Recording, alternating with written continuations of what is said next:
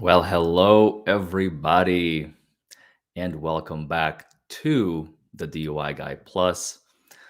You'll have to excuse me as I am not at the top of my game today. I pretty much slept all day after I took some medicine this morning. My stomach has been acting up.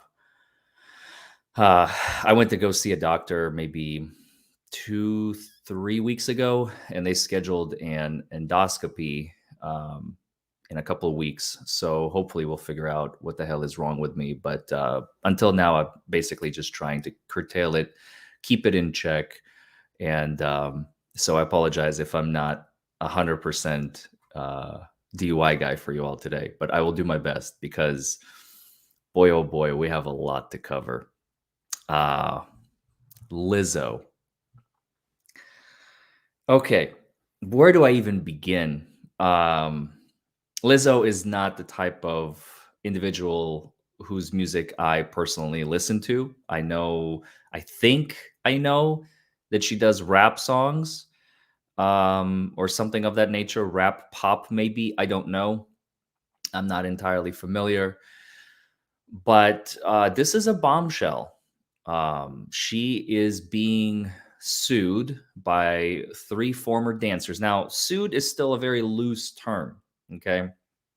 Sued is a very loose term because the lawsuit, although drafted and leaked to the media, has not yet been filed officially in court. I checked, I didn't check all districts, north, south, central, and eastern, or whatever it is in California.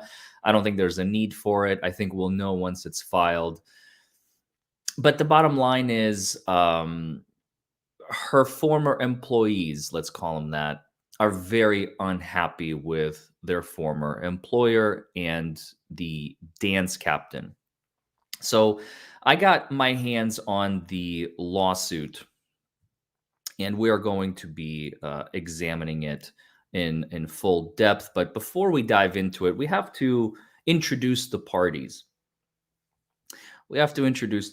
So on the one hand, we have the plaintiffs. The plaintiffs are Crystal Williams, Ariana Davis, and Noel Rodriguez. They're all individual former dancers who are suing Lizzo, also known as, by the way, what a name, Melissa Jefferson.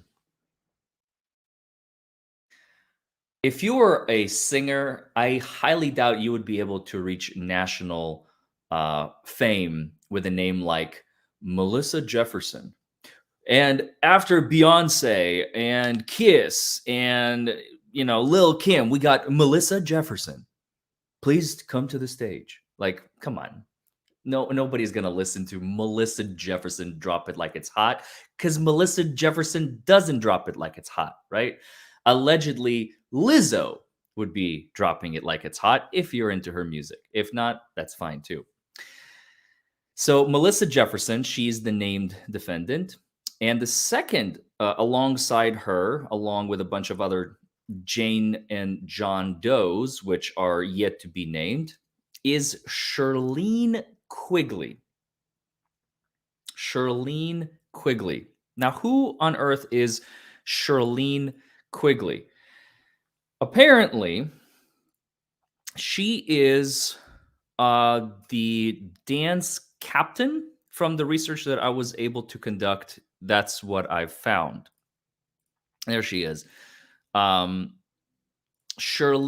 Quigley, Lizzo dance captain, also named in the lawsuit, once went missing amid mental health concerns.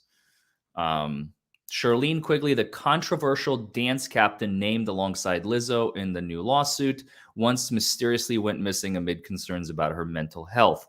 The then 32-year-old's disappearance in October 2016 garnered national attention after stars like Rihanna and Missy Elliott made public pleas to try and help find her. Holy hell. This beautiful soul and former dancer of mine is missing, the Diamond singer at the time wrote. And there she is.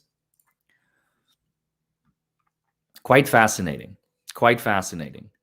Also, interestingly enough, before we dive into this lawsuit further, Lizzo has been called arrogant, self-centered, and unkind by a director who she came to back in the day trying to get her to make a documentary on Lizzo's behalf, on her behalf. And after the director refused, she was treated with disrespect and called arrogant, self-centered, and called Lizzo, excuse me, arrogant, self-centered, and unkind. And her name is Sophia Nali Allison. And her claims come after 3 of Lizzo's former dancers accused the star of sexual harassment and creating a hostile work environment, which we're going to talk about. So, looks like Lizzo is no stranger to these names, if you will. Now, interestingly enough, who's representing the 3 dancers? We gotta talk. So we talked about the defendants. We introduced our plaintiffs.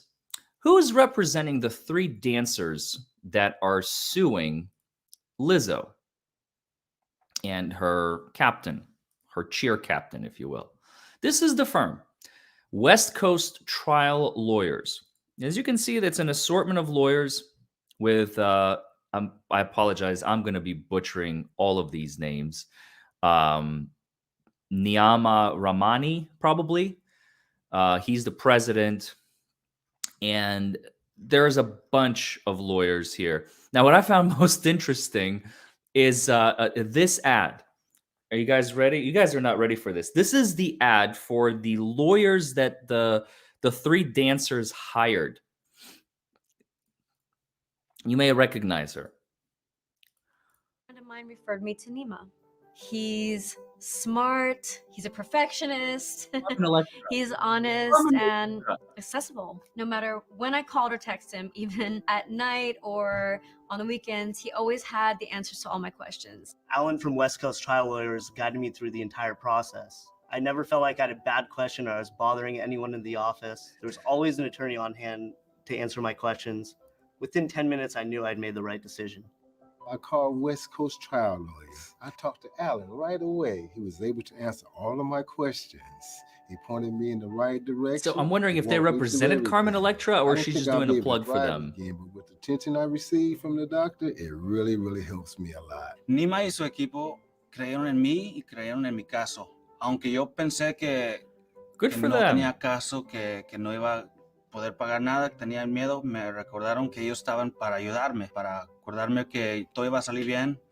All right, we get the picture. I don't think there's anybody else. That's just a student, some other lady, Sheila, but they got fucking Carmen Electra.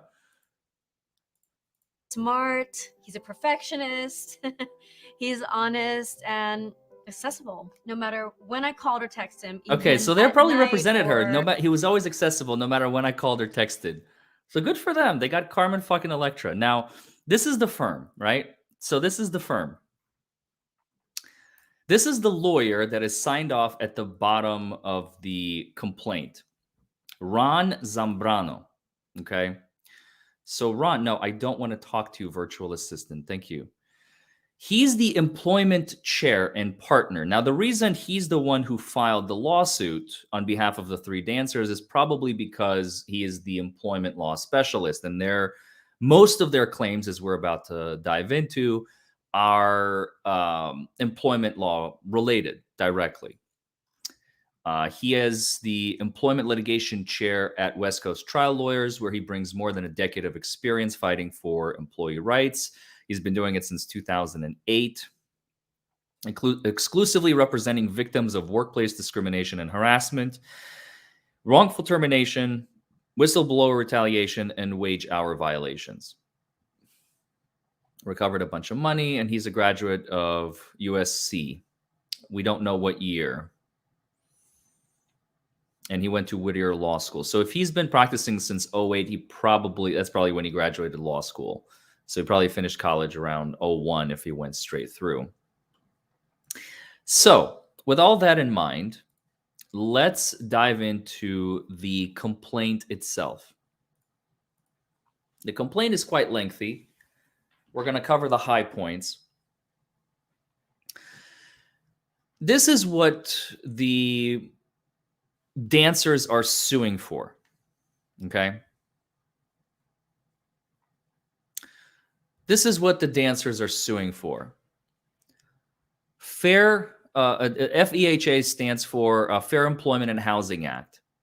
So their first request for damages is a hostile work environment, claiming sexual harassment by all plaintiffs against all defendants, meaning all three dancers against both Lizzo and Quigley. Then, in the same vein, failure to prevent and or remedy hostile work environment sexual harassment. Again, all plaintiffs, all defendants. Religious harassment. That's interesting. All plaintiffs against just Quigley and Big Girl Touring. I'm sorry. There's the third defendant is the company itself that Lizzo works under.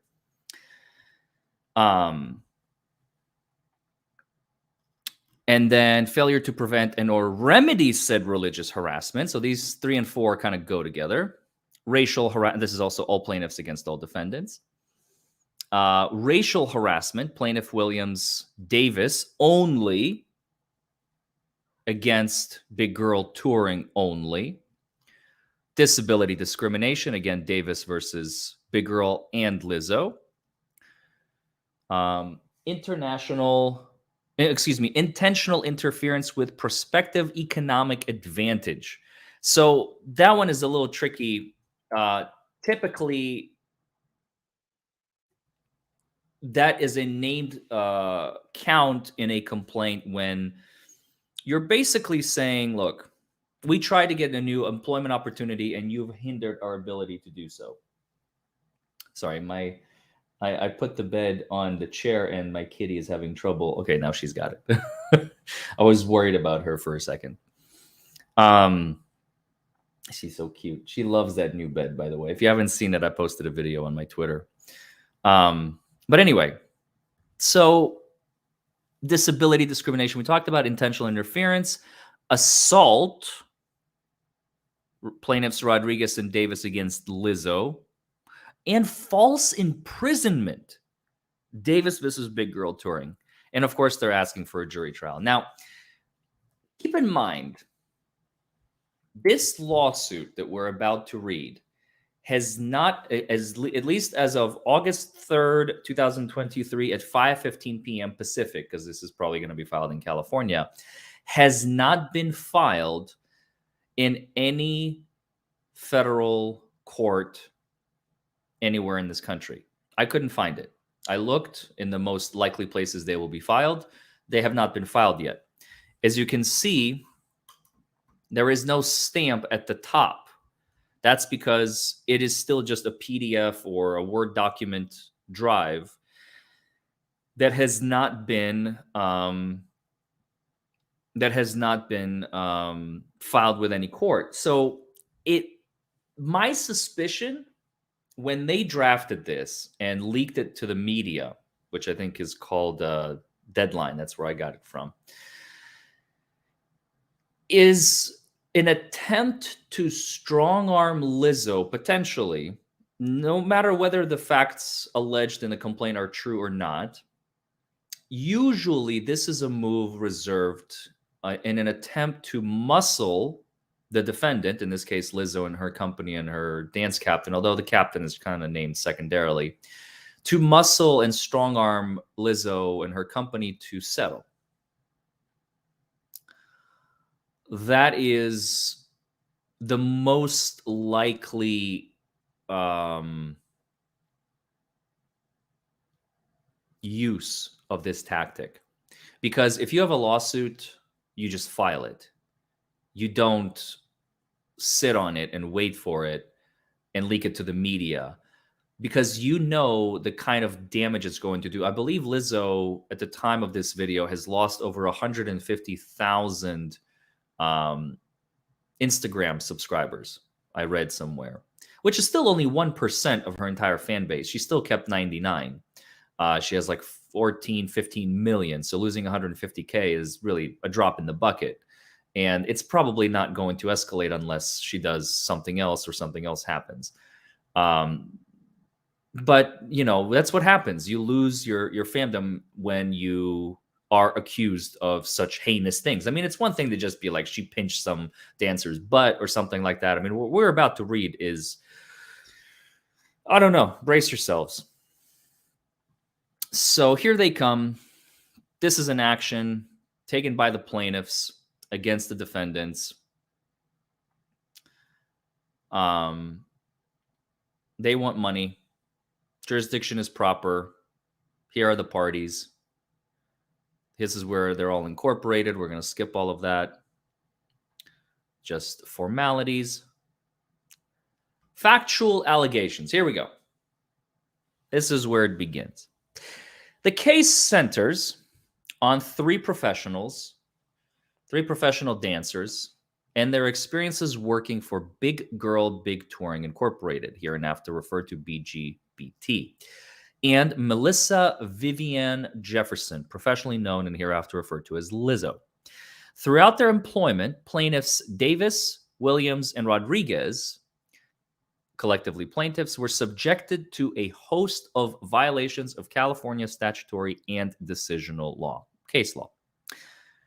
On or about March 2021, Ms. Davis, and Ms. Williams, I think that's a typo, it's probably Rodriguez, Davis, and Williams, were introduced to Lizzo when they were contestants on Lizzo's reality television show, Watch Out for the Big Girls, or WFTBG. This was released on Amazon Prime Video.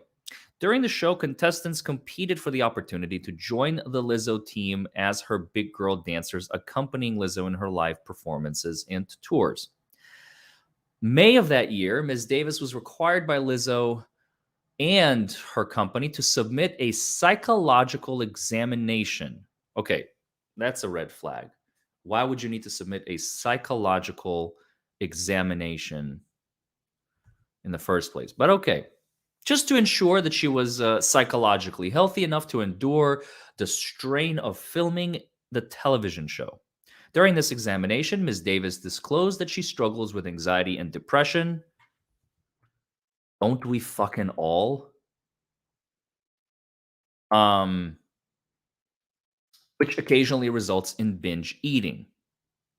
The waiver of privilege of confidentiality and consent to evaluation form she signed prior to undergoing the examination states that she informed that the information, disclosed during the evaluation may be provided to production, its representatives, and or any other individuals, blah, blah, blah, blah, blah. Okay. Ms. Davis is informed and believes that her disclosure of her struggles with anxiety, depression, and binge eating were relayed to Lizzo and her company. Then in May of 2021, same month, Rodriguez was hired by Lizzo and brought on to perform in Lizzo's Rumors music video. And she remained there and did live concerts as well. Now, while working on the Rumors music video, Ms. Rodriguez was approached with another job opportunity that would have run concurrently to rehearsals for Lizzo's live show and tour. After rehearsals for Lizzo's live show were postponed, Rodriguez approached Lizzo's tour manager, Carlina Gagliotta, possibly taking on this one-day job opportunity. She responded, "Do you want the job or not?" implying if you are not going to keep this position, someone else would take it. Or she would not take any other positions. Then on July 28th, 2021, Rodriguez was officially booked to perform in several music shows. Then in August, filming for that show began. During the filming of the show, Davis and Williams were first introduced to Charlene, so Quigley, the second named defendant here, as an individual, or a third, counting Lizzo's company, one of the judges and instructors on the show and captain of the dance team. She was not only vocal about her religious beliefs, but took every opportunity to proselytize to any and all in her presence, regardless of protestations. It's hell of a way to just say she was shoving her religion down everyone else's fucking throats. Welcome, Sin. Thank you for joining on as a member. Welcome. During filming of the show, Quigley took particular interest in Ms. Davis and regularly preached at her about what Quigley believed to be a shared Christian identity. Okay. I don't know. Feels a little weak sauce up until now, but that's just me. Also, during filming, maybe that's why they didn't file it yet. I don't know. Because sometimes this is what they may be counting on.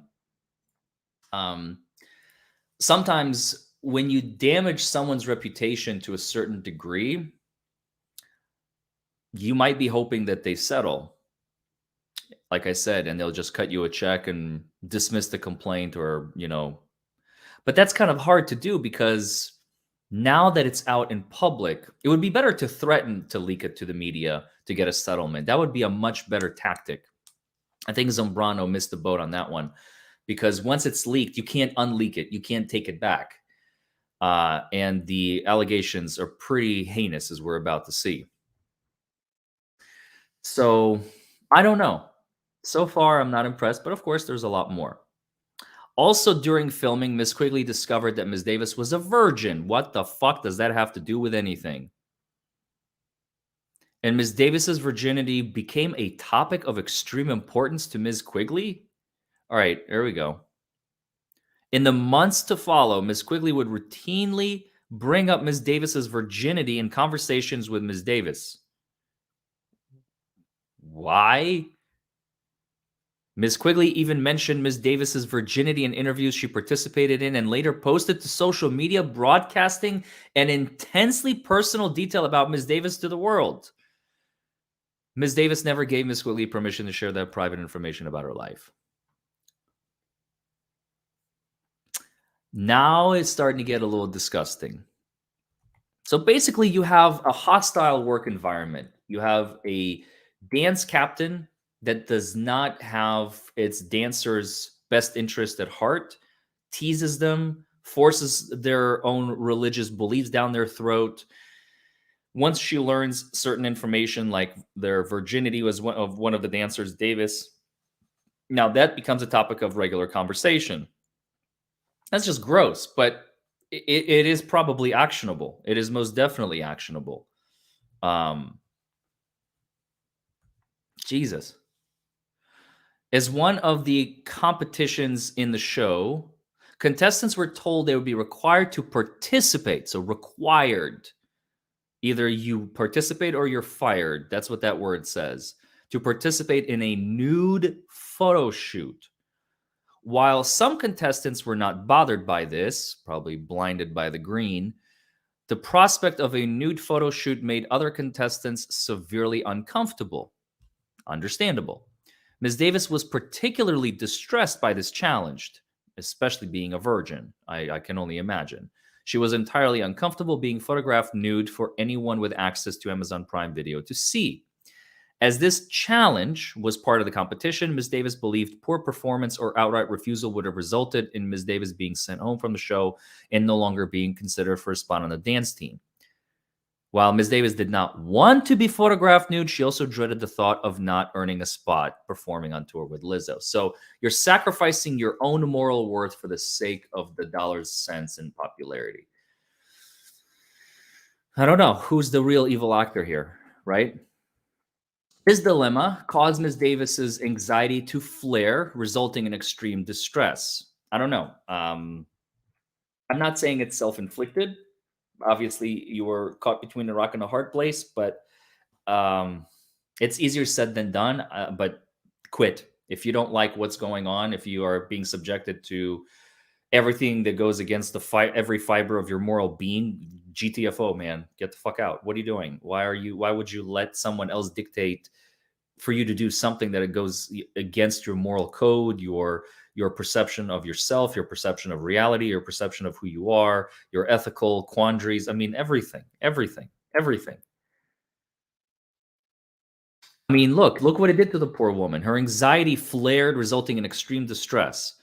Ms. Davis broke down in tears on set while struggling to choose between a once-in-a-lifetime career opportunity or putting her body on display against her will. Again, it's not, I would argue against her will is a little too strong here, but simply putting her body on display at Lizzo's demand, if you will, She can always say no. I mean, that's the alternative. It's not like she was trapped. Like, there's the fucking door. Just leave. Sure, there'll be other opportunities. Again, easier said than done. I know. But I'm just saying. It's not like she was put in a cage and said, strip, and I'll give you the key once you're naked or whatever. I'll open the door. Like, that would be against her will, and that would be demonic. But she still had the option. She chose potentially. Yeah, here we go. Ultimately, Ms. Davis was allowed to participate in the photo shoot, partially clothed in a nude bra and underwear. However, this experience foreshadowed the sexually charged and uncomfortable environment Lizzo's employees would be forced to endure. All right, so this is only the beginning, huh? Watch out for the Big Girls wrapped filming around late September 2021. And Ms. Davis and Williams were both selected to be part of the dance cast accompanying Lizzo on the tour. So Davis got what she wanted. And Lizzo got what she wanted. Everybody wins, right? Everybody's a happy camper? Not so much. And Ms. Rodriguez all performed at Lizzo's festival appearances from September 2021 through April 2022. Now, April of last year, the three dancers began rehearsing in preparation for Lizzo's special tour. During this time, they worked closely with Ms. Quigley as she was the captain.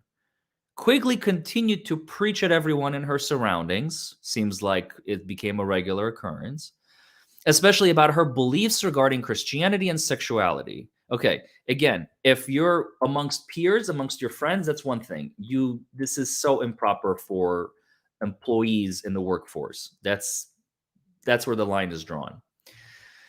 But Quigley doesn't care, and Lizzo's not doing anything about it, or any of her managers. Ms. Quigley often made comments deriding people who engaged in premarital sex, knowing that some members of the dance cast did not share her views. So now she's attacking people for not agreeing with her religious beliefs. Ay, ay, ay. Ms. Quigley also had a party trick in which she would simulate oral sex on a banana in front of the rest of the dance cast. That's a party trick? How is that a party trick? These instances were always unprompted and made plaintiffs uncomfortable. So okay, wait a second. So they're doing their dance thing, they're practicing, and Quigley would just randomly pull out a banana, start, for what? More context needed. Plus visual aids, please. I'm just kidding. Am I? Probably not.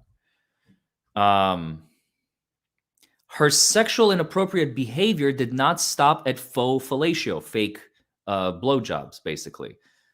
Despite her staunch beliefs in opposition to premarital sex, she had no problem sharing her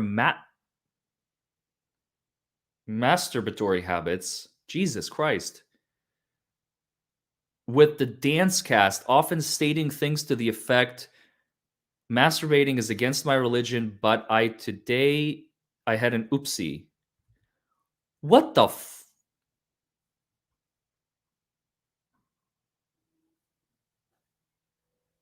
I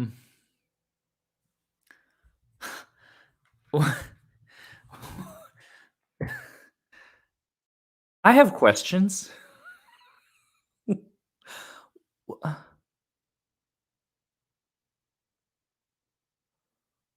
Ms. Quigley's sexually explicit comments were so pervasive, the entire dance team knew about her sexual fantasy of having 10 phalluses, we're going to call them, in her face. Hold on a minute. So I'm confused. Clear something up for me, chat. Maybe if you even possibly can. This is a woman, right, that preaches regularly about her Christian beliefs. Okay, she's captain of the dance team. So first of all, religion already has no place in the workforce, but she's preaching. Fine. Now she goes a step further, says premarital sex is not okay. I imagine, right? That's probably what, if she's Catholic, that's probably what she's preaching. Now she's also saying, masturbation, touching yourself, also completely improper. But sometimes I do it. So now I'm going against my own preachings. She's not a very good preacher, is she? Also, to add insult to injury, she wants to have premarital sex with 10 men. Am I reading that correctly? 10 phalluses in her face? I mean, she may not be fornicating with them, I suppose. She may still just be performing fellatio. Sounds like she really likes fellatio. That's what it sounds like to me. And that is fine. There's nothing wrong with enjoying fellatio. It's just one of the pleasures of being a human. Sometimes we go down on each other. But to shove it in the face of your comrades at work, in the workplace, oh, no, no, no, no, no, no, no, no, no. That is not the place for it. And hence one of the bases for this lawsuit. That's right, Patty. This is nuts. This is crazy.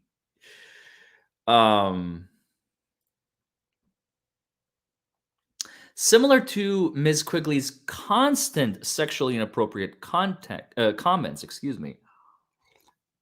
her ministering to plaintiffs was unceasing. So this was a constant barrage. She continued to keep tabs on Ms. Davis's virginity, like basically making sure she's still a virgin, I guess. I don't know. And made it clear Ms. Quigley thought the only way one could be a proper Christian was through similar abstinence. So she put Davis on a pedestal. She's like, Davis is the Virgin Mary in Lizzo's dance entourage, right? She is the idol, the symbol to live up to. So she raised Davis and kind of used her as a symbol of chastity, right? Abstinence and so on. God, that is a lot of pressure, especially for someone who suffers from anxiety and depression. And now she uses Davis to push her religious agenda on the rest of the team of dancers. Where's Lizzo in all of this? Where are the managers? They seem to be non-existent, or they're turning a blind eye, because there's no way this never happened in front of them. There's no way. I don't believe that. Ms. Quigley also singled out Ms. Rodriguez as a non-believer. So now she's attacking people who are not aligning with her beliefs, and made it her mission to preach at Ms. Rodriguez. Ms. Quigley, that's terrorism right there. That is terrorism. Ms. Quigley even told other dance cast members it was her mission to minister to Ms. Rodriguez during the tour. Jesus. When cast members told Ms. Rodriguez of Ms. Quigley's intent, Ms. Rodriguez specifically requested that Quigley refrain from impressing her religious beliefs upon her. Quigley became irate and yelled at her. At one point while on tour, Quigley even stated, "No job, and no one will stop me from talking about the Lord." Noble purpose, wrong forum. You want to preach? Go to church. Go on a street corner. Don't preach at your compatriots that you are working with. That is the wrong place to do so. That invites huge danger. No wonder she's a named defendant. Look at her. She's a localized terrorist in Lizzo's entourage. And she's the captain, no less. So they have to tolerate her. They can't just tell her to take a hike. Because if they tell her to take a hike, she can get them fired. Whew. No one is going to stop. No one's going to stop me from preaching about the Lord. I can already see it. I see it in my mind's eye. On one occasion, while on tour, Quigley interrogated Davis about her religious beliefs. While in the dressing room during their makeup in advance of a show, Quigley began stating her own religious beliefs and asking Davis if she held the same beliefs. And when Davis expressed different beliefs than Quigley became visibly upset, making it abundantly clear she expected Davis's total conformity to Quigley's dogma. This woman, I swear. While Quigley was, for sure, the most extreme in her religious convictions, her sentiments were softly echoed by others in supervisory roles. Okay, so here we are. This is the question I've been having while I was reading those portions of the complaint. So the supervisors were in on this, or at least they didn't do anything about it, or at the very worst, they supported Quigley. Before rehearsals and performances, the dance team would pray together. So we got a lot of religion going on here. While it is not an official requirement for team members to participate in these prayers, it became clear that engagement was compulsory. If you don't pray with us, you're out. Whew. The responsibility to lead the group in prayer rotated across the dancers. And when it was Ms. Rodriguez's turn, she politely but clearly made it known she did not want to lead the prayer because she was, quote unquote, a non-believer, as we read. Despite Rodriguez declining every time she was asked, Quigley continued to pressure her to participate and made Rodriguez feel judged for declining to lead the dance cast in prayer. Jesus Christ. Welcome, long live George Harrison, to the channel. Thank you for joining on as a member. Ms. Rodriguez was, struck by Ms. Quigley's insistence on overstepping. Accordingly, Rodriguez took her concerns to the assistant choreographer, Melissa Charlotte. Ms. Charlotte showed some empathy for Rodriguez's concerns, but merely suggested Rodriguez take her complaints to Quigley herself, because that's going to be successful. The woman is an unhinged maniac, so go to her directly and see what you can do. A wholly useless tactic, as raising concerns with Quigley had never proven productive. Clearly, that's obvious. On another occasion, while on tour with Lizzo, Williams accidentally brushed up against one of the tour bus drivers. The driver responded by saying, "You can back up on me again." Wait, hold on, no. Let me read that in the proper tone. So she backed up on the bus driver, and the bus driver probably said, "You're gonna back up on me again." Mm-hmm. I hope that gave you a visual of what it probably looked like. Implying Ms. Williams' accidental touch gave him sexual gratification. I think that visual kind of filled that in, didn't it? Jesus. A different driver was known for playing sexually explicit songs on the tour bus. By the way, for the record, I just want to take a little side note. All this shit that we're reading here probably happens more than you might imagine. This is not like some exclusive, oh my God, I can't believe it, Lizzo and her entourage are so filthy.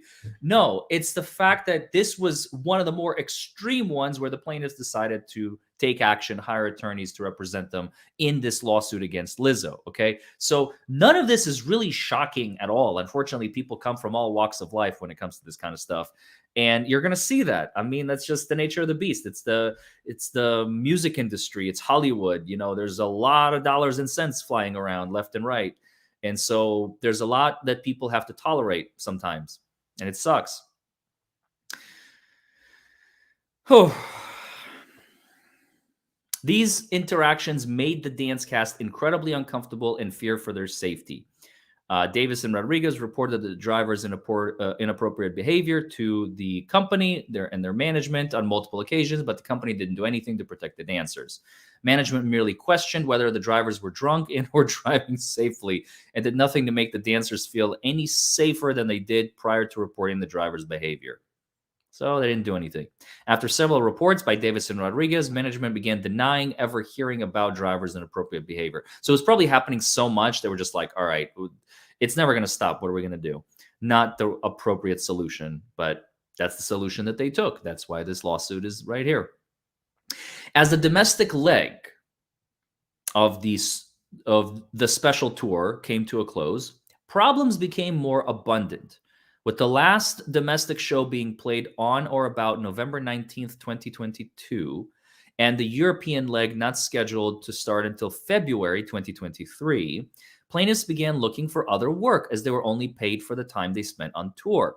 The company preferred plaintiffs did not take on additional gigs and even instructed their agents, the plaintiffs' agents, to place plaintiffs on a hold, meaning plaintiffs would not be paid during the break, but should not be taken on other jobs either.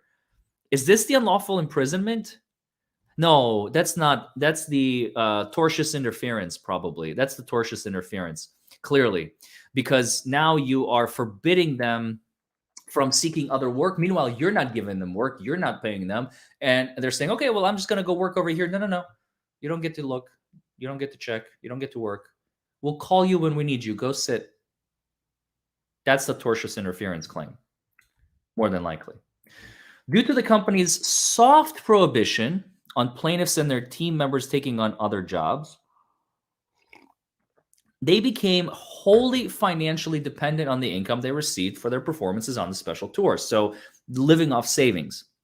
The dancers then learned that the musicians and other members of the tour were on a retainer, in which they were paid a portion of their tour rate while on break from tour in exchange for not taking other jobs. Plaintiffs and their team members started discussing amongst themselves how could they negotiate for a retainer of their own. These discussions continued through the start of the European leg of the tour. Making matters more stressful, plaintiffs and the dance cast were only ever given 2 weeks advance notice that they were booked for tour performances. This lack of notice placed plaintiffs in a sort of purgatory, not knowing whether they should start looking for other jobs or just wait for Lizzo's performances to resume. This insecurity made obtaining a retainer of utmost importance to plaintiffs and the dance cast. So basically, they're placed in limbo. They want to go look for other work, but they don't know how much time they have. So they're like, well, can we negotiate a retainer and while we're waiting? And it doesn't sound like they got very far. On or about February 7th, 2023, plaintiffs arrive in London, England, to start rehearsals and perform with Lizzo at the Brit Awards show. On or about February 23rd of this year, plaintiffs performed with Lizzo at a show in Amsterdam, in the Netherlands. Here we go. I think this is what everyone's been waiting for. This is the paragraph or paragraphs. After the show, this is the bananas, right? After the show, Lizzo invited the dancers out with her on the town. These invitations were not unusual and attendance was not mandatory, but it was well known that dance cast members were expected to endear themselves to Lizzo. So they're basically like a posse, an entourage, to make Lizzo look big and popular and famous. Strange. Lizzo often mentioned that she had eyes and ears everywhere. Okay, so she sounds like what's his name? Varys. Varys from Game of Thrones. You remember him? He's got the little birds everywhere. Well, she's got eyes and ears everywhere. Only wanted good people with good energy around her. Those who attended after-party events Lizzo planned were often favored, selected to perform with Lizzo at shows outside of regularly scheduled tour dates, and were widely considered to enjoy greater job security. So basically, you stick with me, I take care of you. All right. By not attending, dancers not only risked losing out on being selected for these additional shows and therefore additional income, but also risked being ostracized from the group, putting their continued employment on tour in jeopardy. So it doesn't sound like it was very optional, huh? This particularly evening, man, there's a lot of like grammatical errors in this complaint. They should have combed through this a little bit better, but who am I to say? Lizzo sent out the invite through her close friend and member of the dance cast, Shanta. We don't know her last name.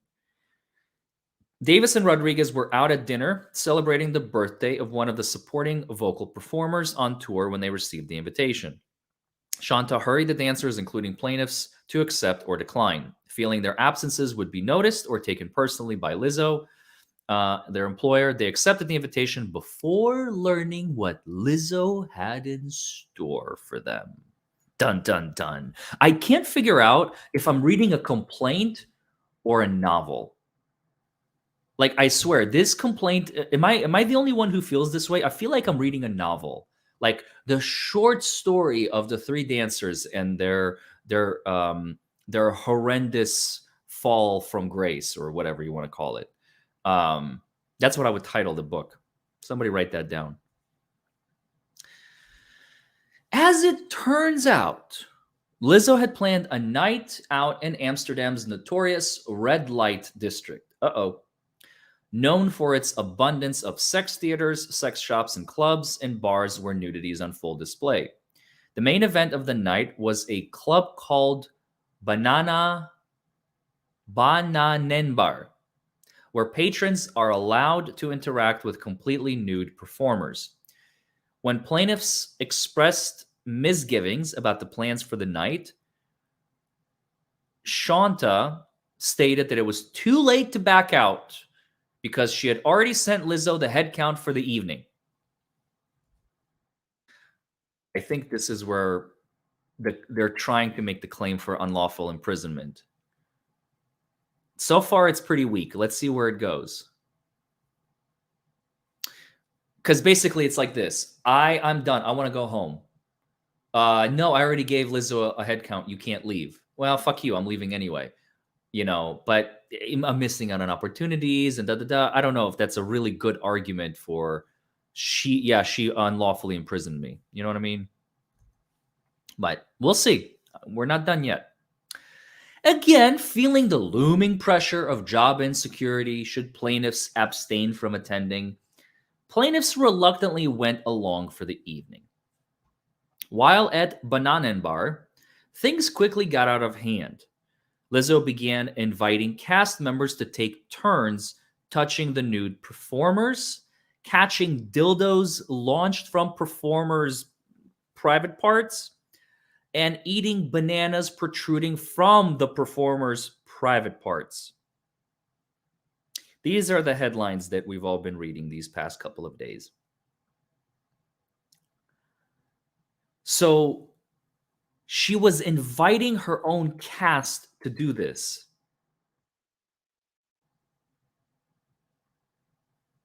Doesn't sound like invitation. Sounds like she was telling them.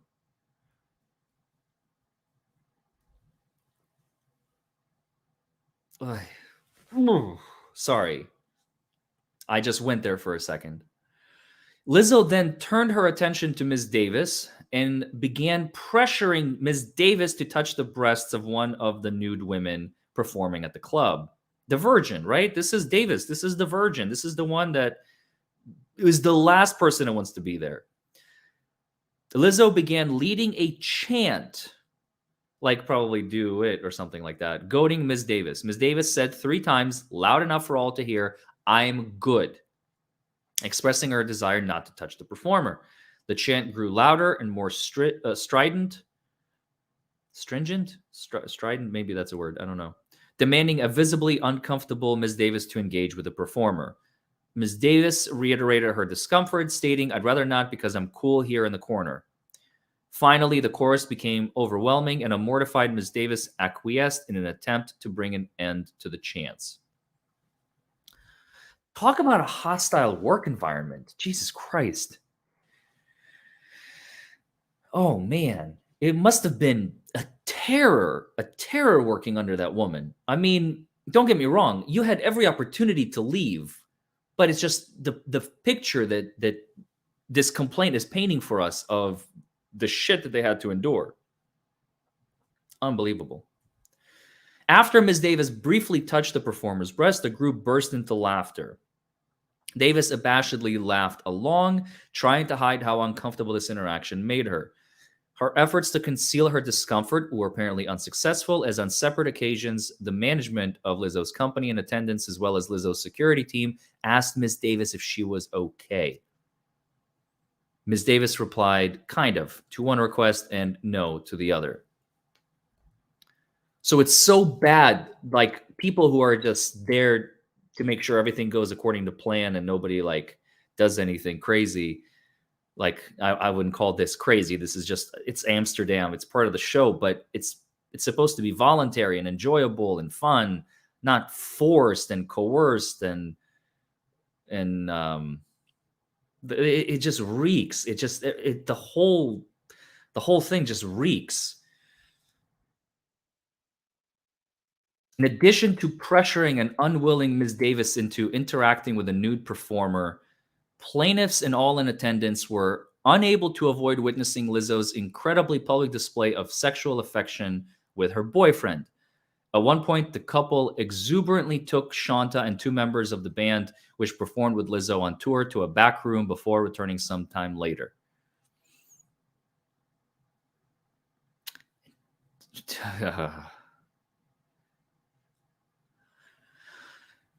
I mean,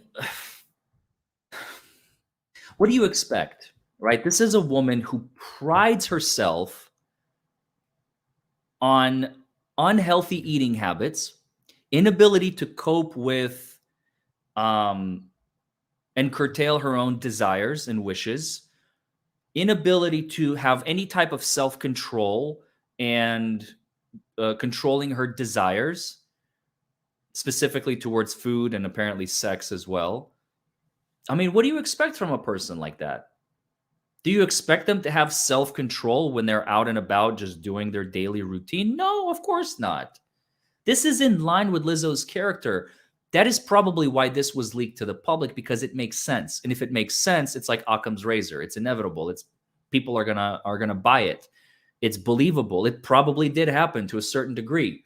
Now, where I disagree is that these three dancers, again, they had a lot of options, like leave and leave or leave, quit, stop being a part of the team, sacrifice being on the tour for the sake of their own well-being.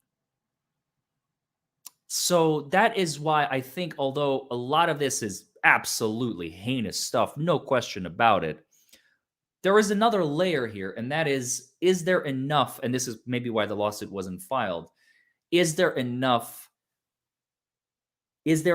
for recovery for damages? Because conduct in a workplace definitely carries a certain value, but it's not going to be as ostensible as if, let's say, Lizzo truly did trap them in a situation where they could not escape, where they were forced to do something against their will. Law is a little fickle. Juries are fickle. I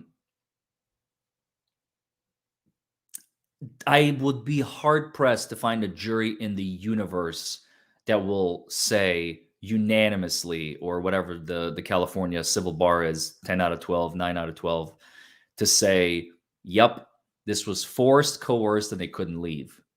You see what I mean? So as heinous as all this shit is, I mean, that just speaks to Lizzo as a person. And do these people deserve some type of compensation for violation of the Fair Employment and Housing Act? Probably, definitely. I don't know employment law and how it operates in California.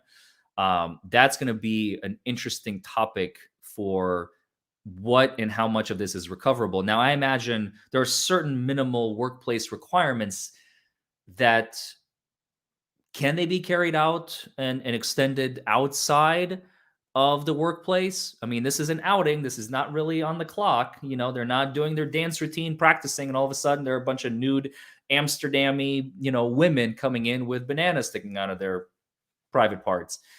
I mean, they went and ventured out to find these women at the red light district. So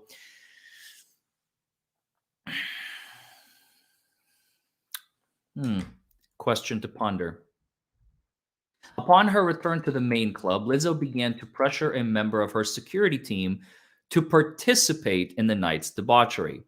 Lizzo badgered the security guard to get on the club's stage until he submitted to her demands. So she's very, very bossy. She's like, you do this. You are my pet. When he got on the stage, his pants were pulled down, exposing his buttocks. Lizzo began yelling, take it off, while a club performer hit the security guard with whips. Plaintiffs were aghast with how little regard Lizzo showed for the bodily autonomy of her employees and those around her, especially in the presence of many people she employed. So she felt, pardon the pun, impenetrable. She felt like she was the boss and no one's going to touch her. Also pun intended. On or about March 5th, 2023, after performing in Paris, France, Lizzo again invited the dancers out. She told them they were going to go to Crazy Horse, a place where there would be live dancers performing, and they would be able to learn something or be inspired by the performance. What Lizzo failed to mention when inviting the dancers to the performance was that it was a nude cabaret bar. Not until the curtain opened and nude women began. So hold on, wait a second. So you want to tell me you've done no research whatsoever? They tell you, hey, come to Crazy Horse. Okay, well, what is that? Crazy Horse. Oh, shit, it's a nude cabaret. I don't know if I want to go. You're not going to take that one step? Come on. What is this? Not until the curtain opened and nude women began to dance did they know, oh, golly me, what am I in store for? Especially not like she has a history of doing it in Amsterdam and I have a fucking phone to look it up on Google Maps. Is this a joke, man?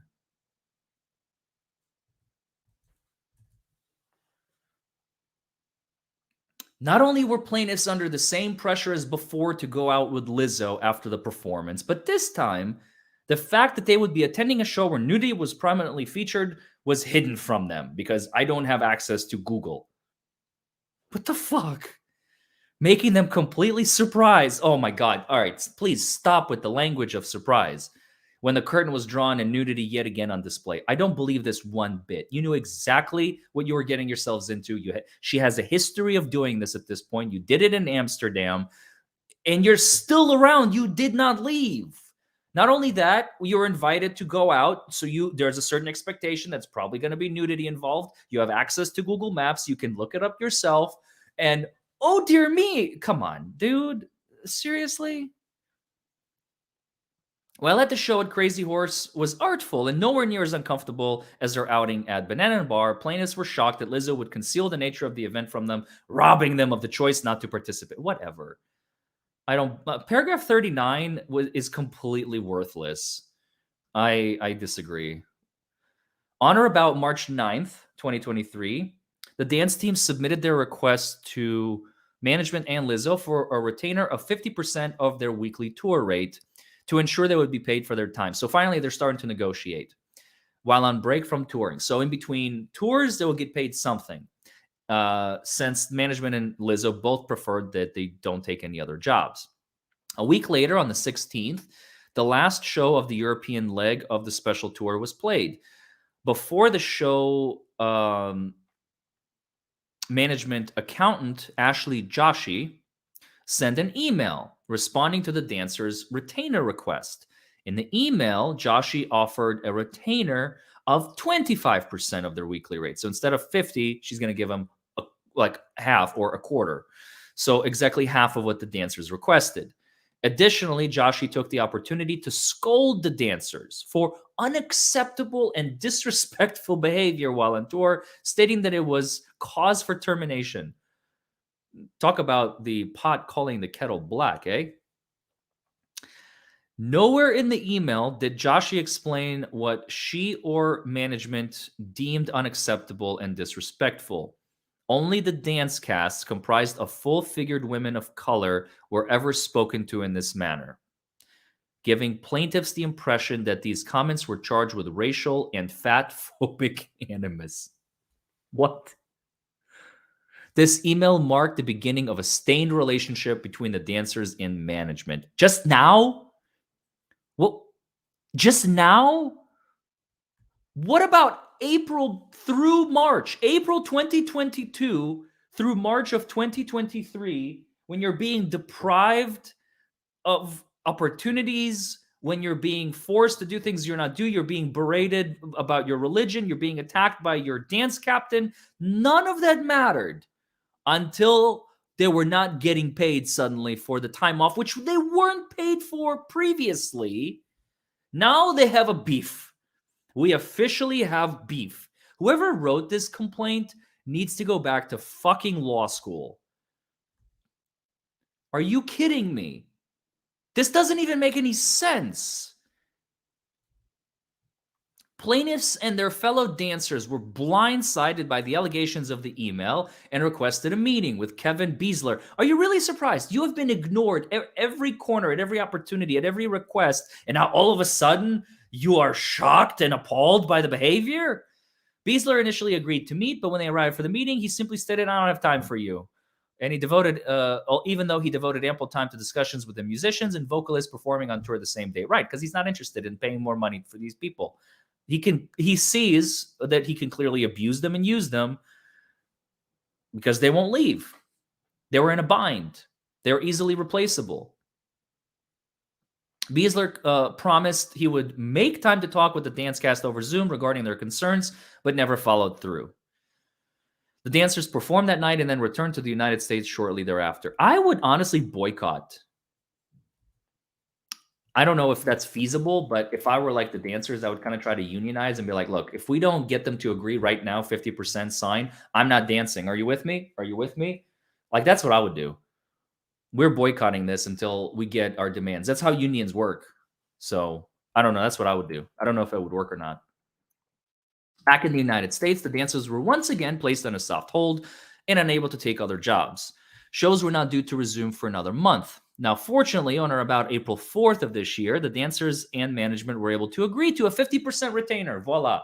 So 3 weeks later, they got the retainer. However, unfortunately, despite the advances the dancers made in obtaining the retainer, it became clear that management began to lash out at the dancers. Specifically, management treated the black members of the dance team differently than other members. Management team consisted almost entirely of white Europeans who often accused the black members of the dance team of being lazy, unprofessional, and having bad attitudes. Jesus Christ. Not only do these words ring familiar as tropes used to disparage and discourage black women from advocating for themselves, but the same accusations were not levied against the dancers who are not black. So now they're fighting amongst themselves. Divide and conquer, right? Now, on April 20th, 2023, the dance cast was scheduled for an 8-hour rehearsal.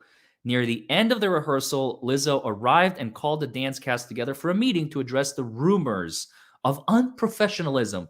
This must be a joke, right? This has to be a joke. After Lizzo has been acting in this most unprofessional manner, now she wants to talk about professionalism and how you dancers are not living up to par. Lizzie is not happy with you all.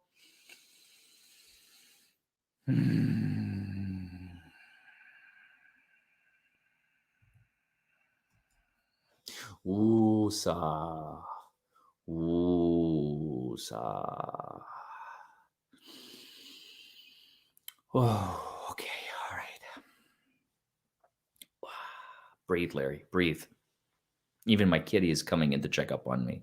Hi, Zinni. How are you, baby? It's okay. Daddy's okay.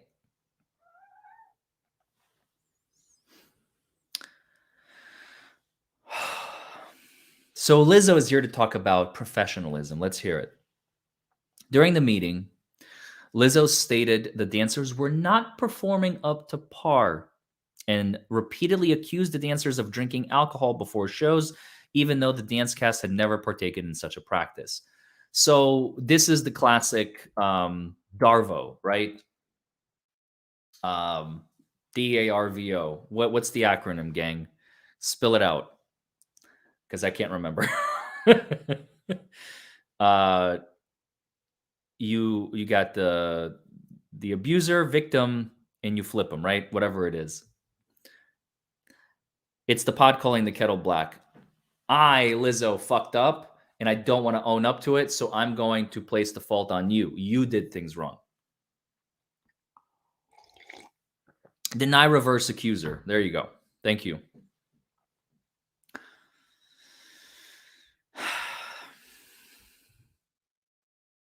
Deny, attack, reverse, victim, and offender. So deny, I didn't do anything wrong. Attack, you are drinking alcohol before the show, and I'm now victimized by you all because you're performing subpar. Now gives me cause to get rid of you all, probably. Lizzo then stated all the dancers would be required to re-audition for their spots. So basically, weed them out. And if Lizzo is in any shape or form dissatisfied with the performance at the end of the day, the dancers would be fired and sent home. And what followed was an excruciating re-audition in which the dancers repeatedly ran through the entire 90-minute show. What was supposed to be an 8-hour rehearsal was extended to almost 12 hours. The re-audition was brutal, and the dancers were not allowed a break. During the run-through of the show, Davis felt as she needed to excuse herself to use the restroom. However, she was afraid that if she left the stage at any point during the audition, she would be fired. Davis was pressed on as long as she could until she eventually lost control of her bladder. Oh, man. Still fearing the repercussions of exiting the stage during the run-through, Davis remained on stage, dancing in soiled clothes until there was a brief segment of the show where the dance cast was not part of the on-stage performance and were allowed a short break. Davis was utterly embarrassed and hurried backstage to change into clean clothes. Unfortunately, the only clothing available to her was a see-through garment provided by the wardrobe department, making her feel exposed and even more embarrassed. Ms. Davis was required to finish the rehearsal dancing in front of male crew members who were known to sexualize the dancers under less revealing scenarios while wearing completely transparent shorts and no undergarments. After rehearsal was finally over, nothing was said to the dancers, but they were left with the impression that they were to show up the next day. On or about April 21st, Lizzo called another meeting with the dance cast to reiterate that none of their jobs were safe. So now threats are being made. Lizzo probably realized she's on the back foot, and now she's threatening her employees. Once again, Lizzo mentioned that drinking alcohol before the show was prohibited. As this accusation was not based in any sort of reality... Sorry, my cat is scratching on something. I think it's the window. As this accusation was not based in any sort of reality, Ms. Williams raised her hand and asked to speak. Williams went on to rebut Lizzo's accusation of drinking on the job, stating that the dancers had never drank alcohol prior to the shows. Quigley immediately supported Williams, confirming that the dancers had never drank before the show, and Lizzo mockingly responded, "Well, if you're not, then good for y'all." Then stated that maybe the accusation of drinking before the show were on account of the dancers' poor performance. Pick one, Lizzo. Are you going to accuse them of drinking, or are you just looking for excuses to fire them? Whew.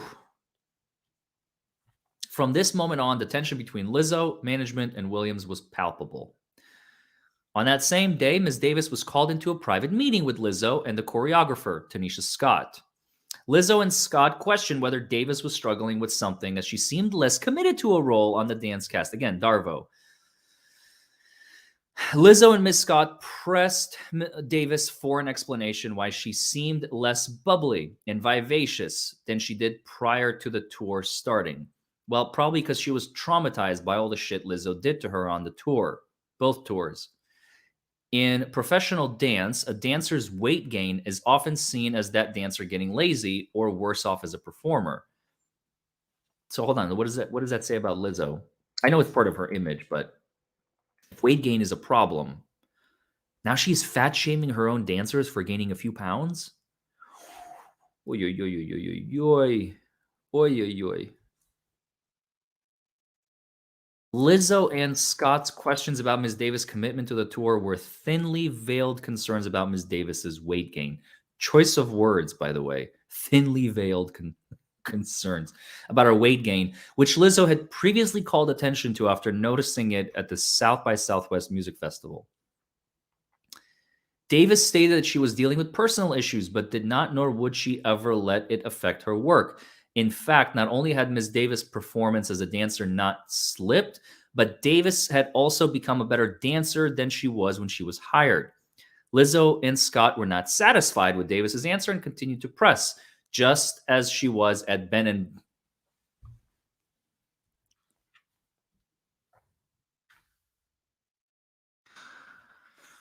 Oh my God. Whoever wrote this needs to write a novel and not criminal law complaints. This is not or civil law complaints. This is not a civil law complaint, you all. This is a straight up plea to the public. This is Lizzo. That's what this complaint is. This is not a complaint for damages. I mean, they're probably going to try and get something out of it, but I have never seen a complaint drafted in such a fashion. It doesn't read like any complaint I've ever read in my entire life. It's a story. They're just telling the story. And again, nothing wrong with it. Just saying. This is not a complaint. This is a novel disguised as a pseudo complaint. They wanted to publish a book. The author of this complaint wanted to publish a book and he couldn't find a publisher, so he decided to write this novel. It's the only way I see it. She's dealing with personal issues, in fact, not only had Ms. Davis' performance not as a dancer not slipped, Davis had also become a better dancer than she was when she was hired, well, probably because she got a chance to practice a lot. She even sacrificed her own bladder for the sake of not getting fired.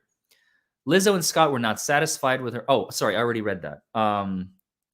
Although Lizzo and Scott never explicitly stated it, these questions, accompanied by Lizzo's statements made after the South by Southwest Music Festival, gave Davis the impression that she needed to explain her weight gain and disclose intimate personal details about her life in order to keep her job.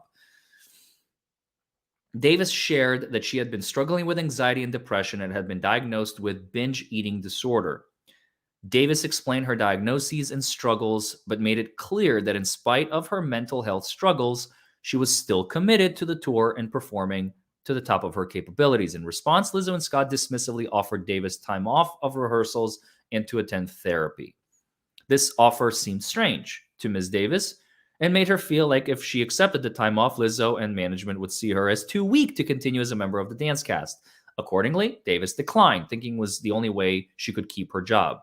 This meeting took place immediately before her show, and although Davis was hurt and emotionally drained by being forced to tell her employers about personal struggles, she still went out and performed that night. On April 26th, Williams was terminated in the lobby of the hotel the dancers were staying at by Ms. Gugliotta under the guise of budget cuts. Williams was the only dancer to get fired on this day. Stunned, Williams asked to speak to Lizzo, to which she was told, Lizzo isn't the best with these things, and she has a lot going on. Undeterred, Williams continued to ask to speak with Lizzo until she was told that Williams does not have the best attitude at the time and comes across as snarky. Rodriguez then spoke to Gigliotta, expressing disagreement with the decision to publicly terminate Williams. And she in turn responded that it had to be done and stated, we've never had problems with we've never had any problems with you. Sounds like a threat. On or about April 27th, 2023, all the dancers were called into a meeting with Lizzo to discuss notes on how they had been dancing. Prior to discussing performances, Lizzo addressed Williams being fired. During the meeting, Lizzo stated she had heard that one of the dancers questioned why Lizzo hadn't fired Williams directly. Lizzo repeatedly demanded to know who questioned her decision to fire Williams and once again reminded the dance cast that she had eyes and ears everywhere, my little birds. Lizzo is a criminal. Lizzo also stated her preference that the dance cast refrained from socializing with Williams before Williams left New Orleans, where the tour was performing that night. Afterwards, Lizzo finally gave the group performance notes. Ms. Davis, who suffers from an eye condition, which Lizzo and management were aware of, sometimes becomes disoriented in stressful situations as a result of her condition. Accordingly, Davis has a habit of making audio recordings of stressful interactions so she can review them later in less stressful environments. As the tour camp, that's a great excuse for, I have a right to record you. Wait a second. I almost missed it. Well, hold on. Davis suffers from an eye condition. She sometimes becomes disoriented as a result of it. However, accordingly, Davis has a habit of making secret audio recordings of stressful interactions so she can review them later in less stressful environments. What the fuck? No, she doesn't. She was just recording her so she can sue her later. Come on. Just admit it. This is too easy. She just started carrying, because of all the shit she was put through by Lizzo over the past year, she started carrying a tape recorder around to make sure she can document the kind of shit that Lizzo throws at her. Come on, just call a spade a spade. Don't fucking, don't beat around the bush. Just call it what it is. I don't get it. As the tour camp had become incredibly tense for Davis, and the original intent of the meeting was for Lizzo to provide performance notes that could be crucial to the dancers' continued employment. And Davis recorded this meeting so that they could review it later on. No, you wanted to make sure you had blackmail material against the woman. Get the fuck out of here. Oh my goodness. It's cute. It's cute. I'm telling you, this whoever wrote this should be writing novels and solving crimes because they're excellent at twisting the truth.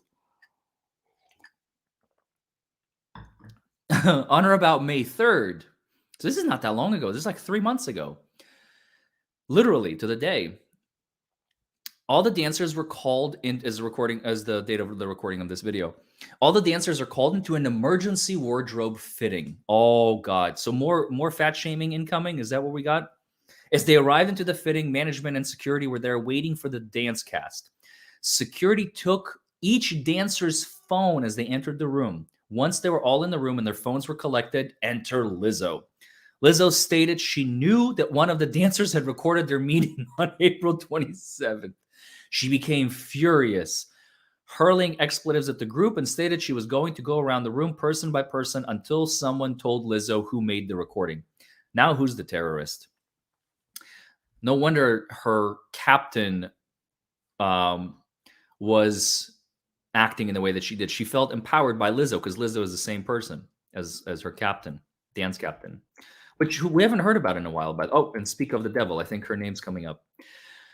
Davis admitted that she had recorded the meeting and explained it was because she wanted to have a copy of the notes Lizzo had given them about their performances. Bullshit.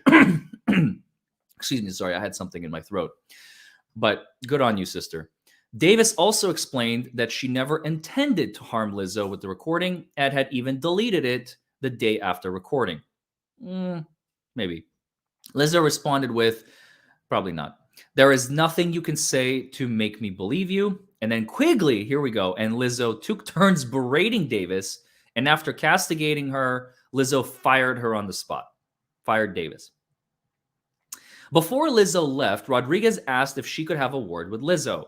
Rodriguez explained that she did not appreciate how Lizzo handled the situation with Davis and that Rodriguez felt disrespected and therefore would resign. Finally, we have the first person to say, I finally have a moral quandary with this, or whatever you want to call it, and wants to resign. The resignation drew both Quigley and Lizzo's ire.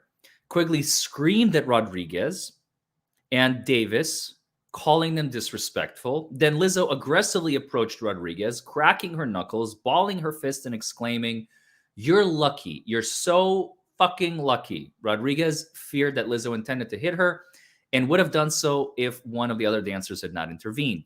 Neither security nor management did anything to de-escalate the situation. As Lizzo left the room, she raised both her middle fingers and yelled, "Bye, bitch." She's a classy broad, isn't she? Again, these are all allegations, but it does paint a picture, doesn't it? Does give you a lot of room to believe that this is exactly how it would probably happen. Rodriguez then returned to her hotel room, escorted by 3 other dancers, as they all feared Lizzo may return, trying to hurt Rodriguez. Rodriguez packed her things and prepared to leave. Davis was forced to stay behind, detained in the room where the meeting had taken place by a member of Lizzo's security detail referred to as Robo. Okay. Molly Gordon, the special tours co-manager, demanded Davis let Robo rifle through the files on Ms. Davis's phone and in her iCloud while Gordon watched, even though Davis already explained she deleted the recording earlier. So she wanted to make sure that Davis is not walking away with some recording of Lizzo, because then she can leak it to the media or file a lawsuit or whatever, like this one.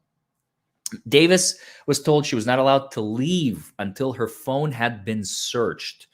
Okay, now this is starting to sound like unlawful imprisonment, because no authorities were called, no crime has been committed. A social crime is not a crime, right? Recording Lizzo was Davis's prerogative if she wanted a recording. I don't know if California is probably not a two-party state. I think California is a one-party state. As long as one party knows that they are recording or being recorded, it's lawful. But that's for like criminal law purposes and shit like that. At the end of the day, what is she going to do? Sue her civilly for recording her? Then she's just going to leak the tape. I mean, it doesn't make any sense. So Ms. Davis was scared and wanted nothing more than to leave the area, and therefore assented to her phone being searched. Why are you using such words? Agreed. Just use agreed. Ms. Novelist over here continues. A thorough search confirmed Davis's assertion that she had deleted the recording from her phone. Excuse me. After finally being released from her confinement, Davis hurried to her hotel room, packed her things, met with Rodriguez, and left for the airport. Their flights did not leave for another 7 hours, but the two were afraid that Lizzo, Quigley, or someone at Lizzo's direction might return with the intent to further confront or even hurt them. Seems a little far-fetched at this point. So now the causes of action. All right. We read the facts. Now we get to the meat and potatoes. Hostile work environment, sexual harassment, all plaintiffs, all defendants. We're going to breeze through. We're not going to read this point by point. But essentially, the first cause of action, all plaintiffs are saying, the three dancers, that Lizzo, management, and Quigley created a hostile work environment for the plaintiffs, making conditions of their employment intolerable in direct contravention to the laws of California. The harassment was so severe and pervasive that it altered the terms and conditions of their employment, creating a hostile, abusive work environment, making their working conditions intolerable. Said harassment was sufficiently extreme and totally pervasive to amount to a change in the terms and conditions of the plaintiff's employment. They were exposed to an overtly sexual atmosphere in the workplace. Again, I don't know if the workplace can be extended to their outings. That's probably where the plaintiffs are going to have the most difficulty, I imagine. Although it might be. If the lawyers can argue that the outing in Amsterdam and in Paris were mandatory work meetings, maybe in some way, shape, or form, I think that can be argued. I'm not saying it's weak. It's definitely weak, but it's arguable. I think you can argue with a straight face that they felt if they don't go, they're not going to have work opportunities. Because, there's the catch. Every time that the dancers would meet with Lizzo outside the workplace, sometimes she would be handing out jobs. So it's arguable. It's actually quite arguable. Team building, Half Irish says. Quite possible. You know, anything could be argued in the law.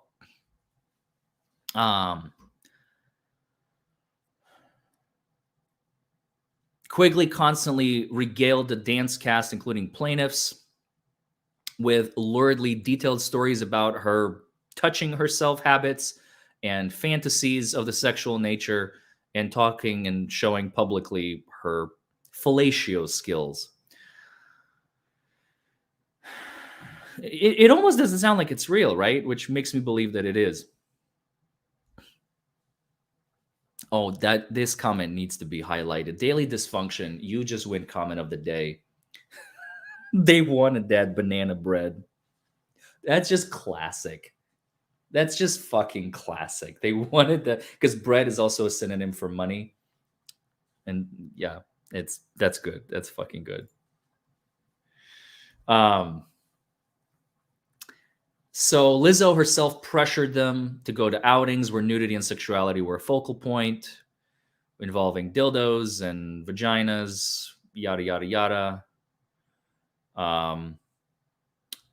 In violation of California's Civil Rights Department. Yep.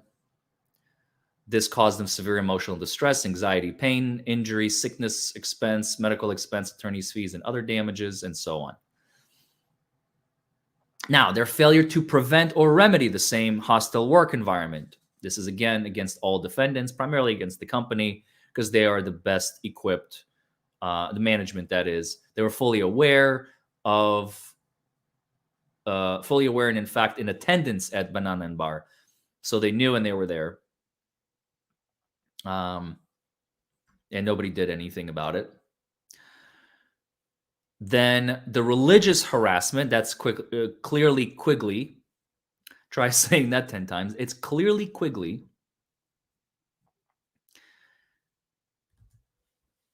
The only reason I yada yada yada that is just I can't read it a second time. If you missed it the first go around, go back. I can't. It's just it's disgusting. I can't. It's too much. All plaintiffs against defendants, Quigley and management. So not Lizzo, because Lizzo never religiously harassed them. Only Quigley did, and management did nothing. So that's pretty clear. Failure to prevent or remedy, the same. Lizzo was in a position of power to remedy it.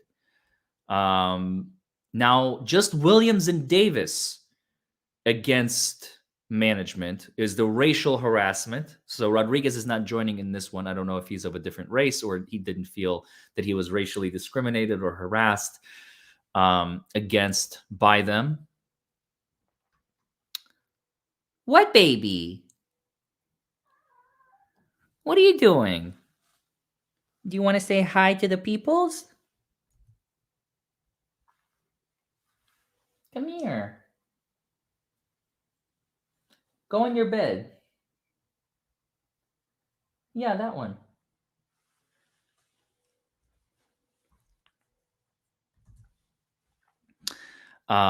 Disability discrimination. This is just Davis against management and Lizzo. You want some of my coffee?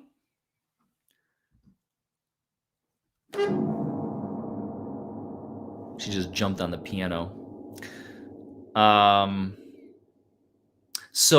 This is her eating disorder. Because of her eating disorder, she was taken advantage of and discriminated against. Davis in particular. Intentional interference with prospective economic advantage. We already talked about this one. This one is fairly straightforward. When you were given jobs, you worked. And then when you're not given jobs, you were asked not to work and you were not being paid for your time off. So they were interfering with their ability to make money during the time off. This is all of them. Assault. This is Rodriguez only against Lizzo only. That's probably the one of those last two paragraphs that we read. When Davis was fired, Lizzo became increasingly more irate, and Rodriguez tried to intervene. And she felt that she was, as Lizzo approached Rodriguez aggressively, yelling profanities, cracking her knuckles, and balling her fists. Yada, yada, yada. Now, the false imprisonment is just by Davis against management. This is when she was in the room confined against her will. They went through her phone and she felt like she couldn't leave until they went through her phone. So, makes sense. That one makes sense. Now, here's another very interesting thing that you're about to see. The prayer for relief. I don't know why they just wrote prayer, because maybe it's kind of in line with the theme of the case. Since the dance captain was all about religious beliefs. So I think maybe or maybe it's what they do in that firm. I don't know. I just find it hilarious that they just wrote prayer. But in prayer or prayer for relief, I always question when an attorney or attorneys do not specify a specific number of damages in the end of their complaint. Here's why. Attorneys who regularly practice in this field and then have experience and are aware of what you start to get a feel of what monetary value each damage caused to a plaintiff is worth. Okay. As you will see in a second here, there is no number listed. So it's out in the open. What is it? Is it $1,000? Probably not. Is it $100 million? Also probably not. It's going to be somewhere in between. Is it over $1 million, over 10, less than 500,000? Like, we don't know. We absolutely do not know. For damages according to proof, including unpaid wages, loss of earnings, deferred compensation, other employment benefits, they want general damages not limited to emotional distress, special damages not limited to reasonable medical expenses, punitives. They're looking for punitive damages, which is very interesting. It's basically damages to punish the actor from repeating the same conduct in the future. Prejudgment interest, that's standard. Costs incurred, attorney's fees, etc., that's standard for the violations, and any other relief which may be just and proper. Signed by Ronald Zambrano, attorney for the plaintiffs. And of course, they want a jury trial. This was drafted a couple of weeks ago and leaked to the media and finally released to the public.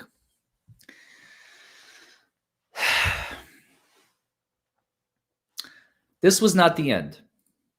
Lizzo, after being confronted with this information, has released a public statement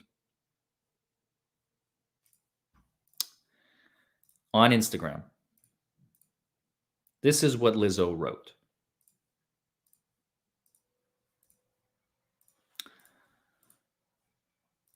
These last few days have been gut-wrenchingly difficult and overwhelmingly disappointing. Because you got caught, or because you're sad about what you did, or because none of it happened? Question. My work ethic, my morals, and respectfulness have been questioned. My character has been criticized. Usually, I choose not to respond to false allegations, but these are as unbelievable as they sound and too outrageous not to be addressed. Not a very good way to start a letter like this. These sensationalized stories are coming from former employees who have already publicly admitted that they were told their behavior on tour was inappropriate and unprofessional. You're talking about the drinking? Because that's all I've seen so far. Drinking and gaining weight. And not being able to perform because all you do is constantly berate them. Not a good look still, Lizzo. Not a good look. As an artist, I have always been very passionate about what I do. I take my music and my performances seriously, as well as your outings to the sex clubs, clearly. Because at the end of the day, I only want to put out, that's a very interesting way to phrase things. At the end of the day, I only want to put out the best art that represents me and my fans. Choice of words. Choice of words, Lizzo. I would have picked a better word there. We know you like to put out, apparently, from the backdoor gatherings at the sex club in Amsterdam. That's fine. You do you. Just don't drag your employees into it. That's the problem that we have. It's not that your sexual promiscuity and inability to control yourself is an issue. It's not an issue. You do what you want. We don't give a shit. But when you drag your employees into it, not only do you drag them into it, you borderline force them that if they don't acquiesce, there are going to be consequences. They're not going to get as many opportunities. That's where we have a problem. You see the difference? With passion comes hard work and high standards. Sure. Sometimes I have to make hard decisions, but it's never my intent to make anyone feel uncomfortable or like they aren't valued as an important part of the team.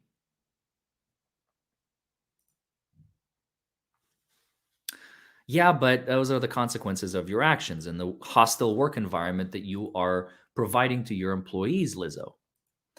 I am not here to be looked at as a victim. Yes, you are. But I also know, see, that's how we know that's a true statement. But there's a but after that. I'm not being here to be looked at as a victim, but I am. I also know that I'm not the villain. So if you're not the villain, who are you? Just an innocent bystander, an NPC, non-playing character? Come on.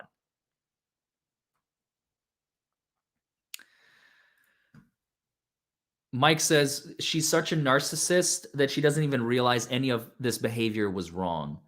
It's possible. It's quite possible. I have not really delved into Lizzo and her music or her personality or her character as an employer. But, I mean, everything I'm seeing so far is just not not up to par with someone I would want to work for, or maybe someone to work for me. I don't know if y'all can hear that, but my cat is like all over my blinds in the other room. She's craving attention. Cats are so weird. I swear, she runs this house. I just live in it. There is nothing I take more seriously. Oh, I'm sorry, I skipped something. I am very open with my sexuality. Yes, we know that now. And expressing myself. You do more than that. But I cannot accept or allow people to use that openness to make me out to be something I'm not. I think you just got called out, Lizzo, and you don't like it. That's how I'm reading that. But I could be wrong. There is nothing I take more seriously than the respect we deserve as women in the world. Oh, she used the W card. So now it's about male, female. Oh boy. You should not have done that. You just bit yourself in the fucking ass. You could have avoided it. Just the one word. Women, we are now she's lumping herself in the entire category of we women have been abused for so long by men of society and blah, blah, blah. Like, come the fuck on. This has nothing to do with male-female dichotomy. I know what it feels like to be body shamed on a daily basis, so I take it out on my employees, right? And would absolutely never criticize or terminate an employee because of their weight. This is her claim. I'm hurt. All right. But I will not let the good work I've done in the world be overshadowed by this. I want to thank everyone who has reached out in support to lift me up during this difficult time.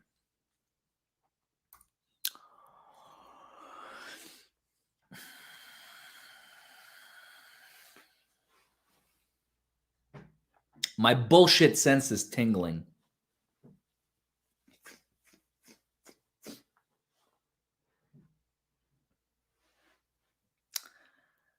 I don't find any sincerity in that statement.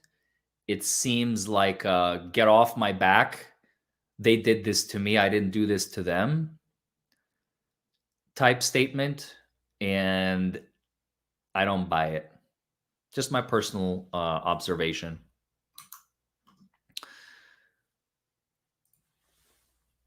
I'm wondering to see what this is going to lead to.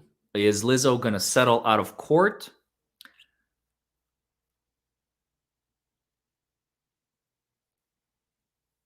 Or is she going to wait for it to be filed and fight it in court? If I were Lizzo's lawyer,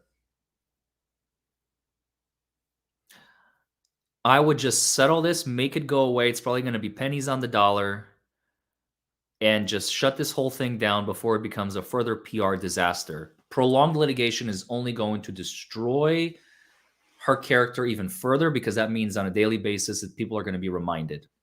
Because if she settles, let's say tomorrow, this thing dies Monday morning. No one is going to remember it. No one's going to talk about it. If she protracts into prolonged litigation, then it's going to look really, really bad on her. And it's only going to go from bad to worse, especially when they start doing depositions and there's going to be sworn testimony, sworn affidavits. It would be a horrible. It's going to be Bill Clinton all over again. You know, Alan Dershowitz, who is a famous law commentator and writer and spokesperson and speaker at Harvard University, he said, I heard him speak one time at Harvard. He said he consulted when Bill Clinton in 1999, I think it was, initially consulted with his attorneys. Alan Dershowitz was friends with Bill Clinton at the time, but Bill Clinton never came to him for advice. And he said, 20 years later or whatever, he said that if had Bill come to him for advice, he would have said, because Monica Lewinsky only was asking for like $750,000 in damages. All he had to do is pay it and tell her to fuck off. Here you go. Here's your money. Go away. Instead, he decided to litigate it, and which led to Senate impeachment hearings and the famous depends on what your definition of is statement, one of favorites of all time, the cigar story, all the classics. All of that could have been avoided if he just paid the money and said, fuck off.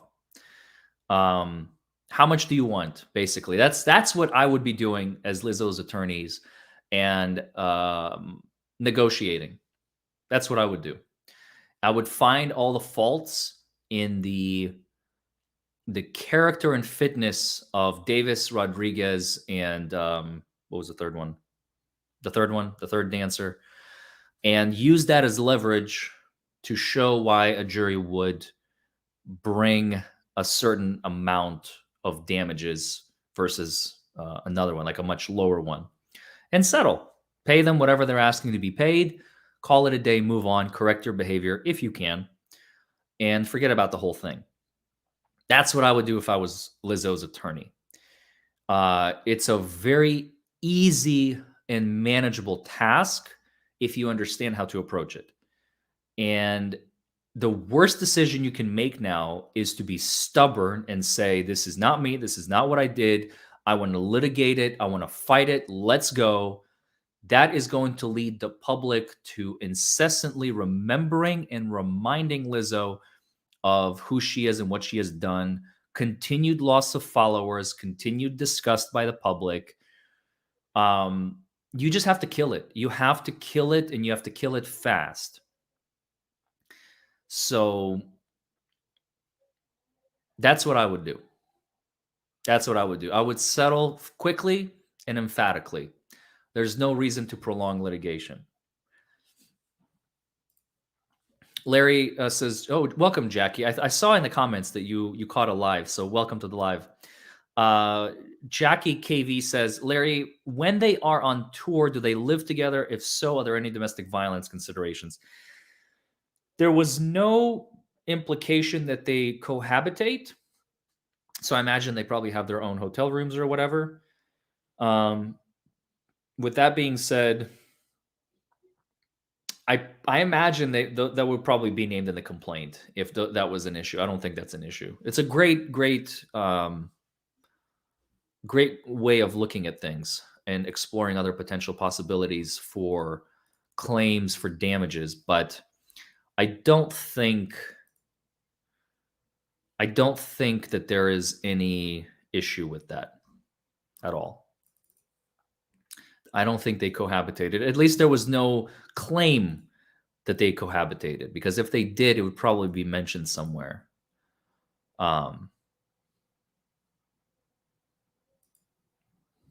Yeah. Great question.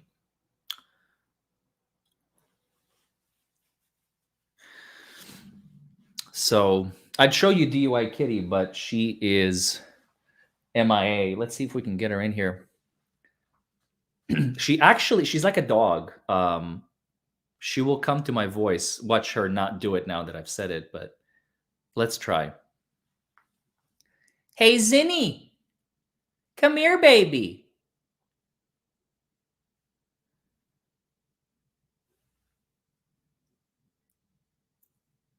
Now we wait.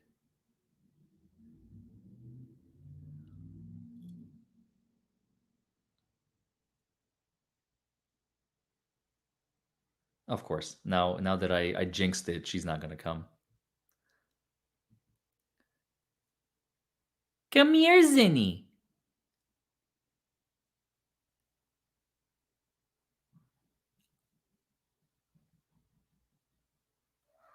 Hi, baby.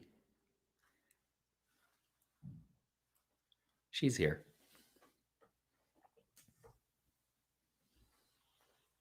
Hi, Zinni. You want to be on camera? Hi, baby. What were you doing?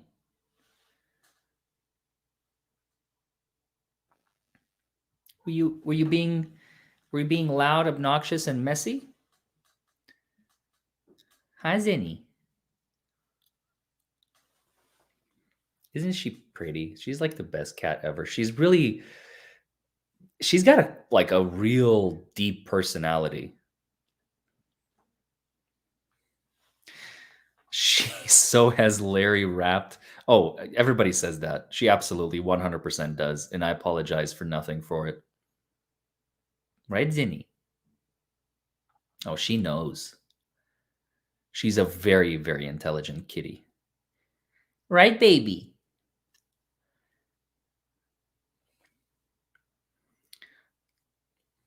She's the best. She's literally the best thing that's ever happened to me outside of like human contact. I really needed a friend, and she came to my rescue. It's gonna be our birthday soon, right, Zinni? We're gonna turn 2 next week on Tuesday.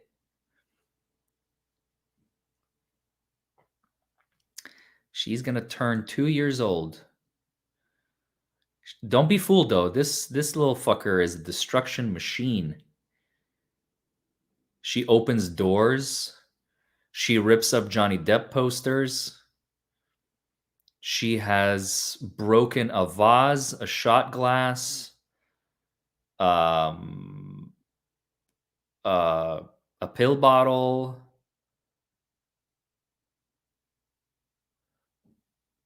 What else has she done? She wakes me up on a daily basis.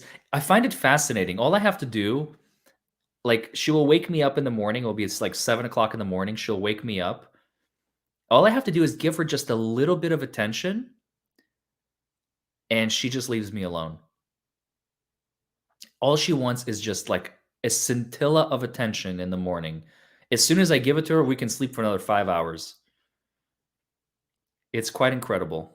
No, I do not play the piano. I have one, but I have never played. It's kind of funny, I know, but like, why would you have a piano? She does not shit in my bed. She does not shit in my bed. Zinni is short for zinnia, like the flower. Yep.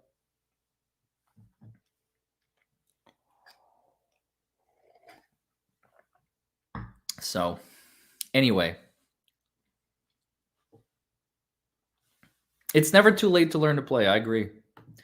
It's definitely never too late. I haven't made it a goal to do so. She looks like a cat I had named Sammy, says Evil Lash 3373. Died of cancer a couple months ago. He was 17. Wow, that's definitely a good age for a cat. Right, Zinni?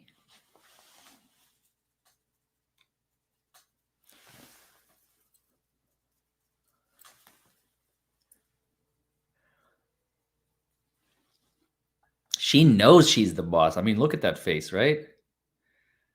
She knows what's up. This is her house. I'm just paying rent. Look at that tail. She's got a really, really long tail. Like an abnormally long tail. So, all right. Hope you enjoyed that Zinnia break. And I hope you learned something about Lizzo and her lawsuit. Or the lawsuit against her, I should say. I don't think it's the strongest. There are a lot of claims that are meritoriously unsteady. But I definitely believe that she should settle out of court. That would be the most prudent move. It would resolve her issues quickly, emphatically, and swiftly, and just move on. That's what I would do if I were Lizzo's attorney, is start negotiating with the other side. And that's what the other side is counting on. That's why they haven't filed a lawsuit yet. They don't want to file a lawsuit. It costs money and time and energy, and now you have to go to court and all that. It's much easier to just leak the complaint over to the public through the use of media and see where it goes. They represented Carmen Electra. They represented other people. Now they represent the plaintiffs filing against Lizzo. So they got a reputation. Settle, Lizzo. That's my advice to you. All right, everybody. Thanks for stopping by. I hope you learned something, and I will see you all in the next video. Bye, everybody.